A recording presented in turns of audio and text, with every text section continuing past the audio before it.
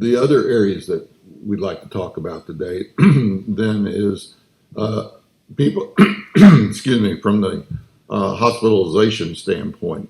Once they get to the hospital or other treatments prior to getting that sick that you end up in the hospital is IV monoclonal antibodies. Right.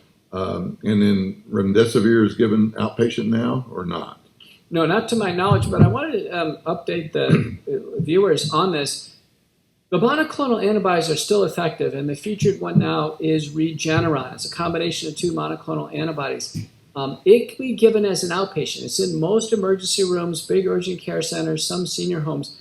Patients should demand it. Over 65 with COVID severe symptoms, you head in the ER, don't let your relative be automatically admitted. Once they cross the line into the hospital, they can no longer receive the monoclonal antibodies. I don't know why that imaginary line is drawn. So you have to demand the monoclonal antibodies as an outpatient in the ER before converted to an inpatient. Remember, President Trump received these. They're highly effective. They're grossly underused. The U.S. government bought 500 million doses of these antibodies, and there's no 100 number. The seniors don't know how to access them. So everybody listening today, monoclonal antibodies, Regeneron, demand it. I love to start off treatment in a high-risk senior with an infusion of monoclonal antibodies. Even if they go in the hospital, it's going to take the seriousness out of the hospital. The other major thing to demand in the hospital, full-dose blood thinners. I see way too many patients getting half-dose Lovenox shots or subcutaneous heparin.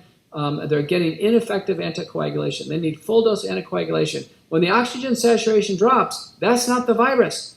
That's actually micro blood clots in the lungs, and we need to go to full-dose anticoagulation. Excellent.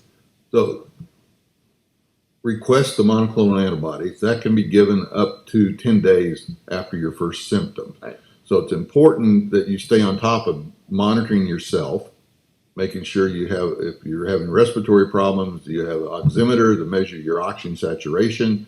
If it starts to drop, then that would probably be a good indication you need to get some monoclonal antibodies. Would that be? Yeah, I would even like to do it before. I had a patient yesterday in Dallas to get the monoclonal antibody infusion. O2 sats were holding up. But if we have a patient, let's say 65, and there's some heart disease, lung disease, prior cancer, diabetes, everyone knows this is common. Presenting, got a hot fever, have COVID-19. I'd like to kick it off with a monoclonal antibody infusion. And you don't even need your doctor to do it. Now, I will call the ER and just say, listen, I'm sending in a patient. But a patient can call the ER themselves and arrange for a time slot. And most ERs have infusion rooms. Say, listen, I've got COVID-19. I'm positive.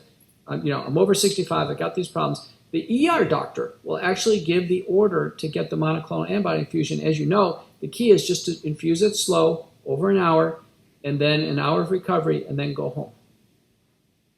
The monoclonal antibody then is given as an outpatient.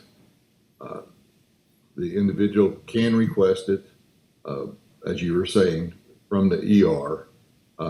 There can be special circumstances. If you have say you're obese, can you get it if you're less than 65 years of age? Yeah, so I've had patients, even in their 40s, present with severe symptoms, and let's say they're obese or they have diabetes. Again, make a phone call, and usually it may take a doctor to do this and say, listen, I want them to get an antibody infusion. They're underutilized. I want everybody to understand these are underutilized. They're life-saving, and I've personally never had a patient get monoclonal antibody infusion, even the highest risk patient, that I couldn't pull through the illness. The people who are getting hospitalized and dying in the hospital are those who get no pre-hospital treatment.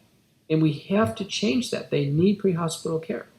And it's important they get infused at least over an hour period of time. Otherwise, you can infuse those antibodies too quickly. They overwhelm the body, and then you get what they call cytokine storm, where it causes gross inflammation, and you end up kind of worse than what you started out with.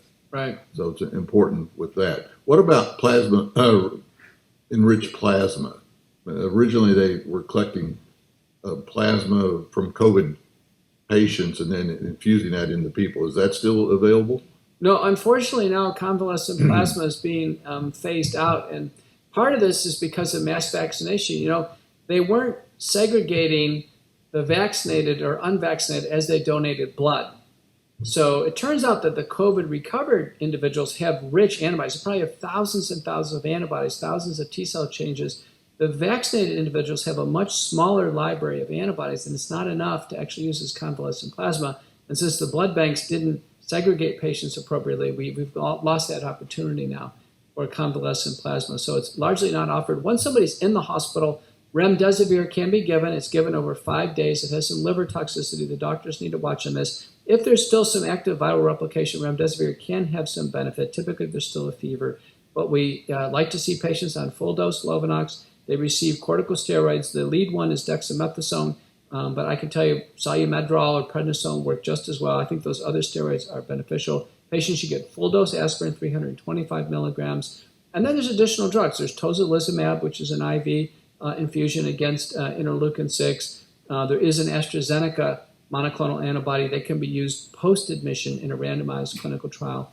Colchicine, taken once per day for 30 days, should be extended. So there's about 4 to 6 drugs. Again, if you go to truthforhealthfoundation.org, download the patient guide, that'll show you the sequence of drugs, which can be started as an outpatient, but it should be extended to the inpatient. The rub of the grain here is that when families demand higher level of care for their inpatients, many times the inpatient doctors are not comfortable with this, or they want to settle back on a lesser intense program.